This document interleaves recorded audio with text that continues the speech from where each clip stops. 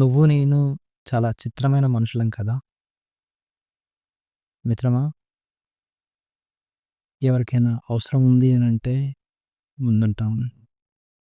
రాత్రి లేదు, పగలు లేదు, మన షోల్డర్‌ని అందిస్తాం. వారి కన్నీటిలో మనం భాగమవుతాం. వారిని ఓదారుస్తాం. మనకేమీ లేకపోయినా నేనున్నాను అనే ధైర్యాన్ని ఇస్తాం. అంతా బావుంటుంది కదా! అదే మన కష్టం ఏర్పడినప్పుడు, మనకు మనసు బాధ కలిగినప్పుడు, మనం మాట్లాడాలి అని అనిపించినప్పుడు ఎవరు ఉండరు. ఉంటారు. వారి వారి జీవితాల్లో బిజీగా ఉంటారు. వారి వారి కష్టాల్లో బిజీగా ఉంటారు. కాదనను. కానీ మన కోసం కేటాయించడానికి సమయం ఉండదు అంతే. మరి మనమెవరికి చెప్పుకోవాలి? కరెక్టే గదా మిత్రమా!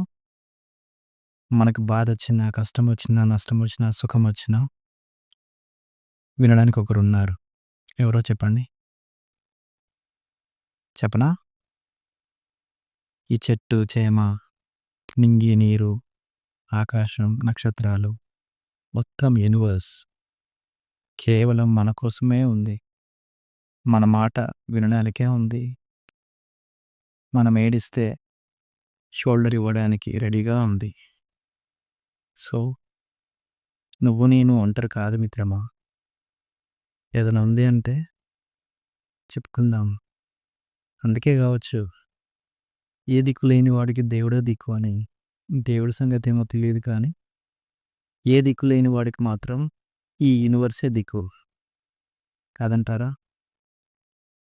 ఈ మాట నచ్చితే లైక్ చేయండి, కామెంట్ చేయండి, షేర్ చేయండి, సబ్స్క్రైబ్ చేయండి.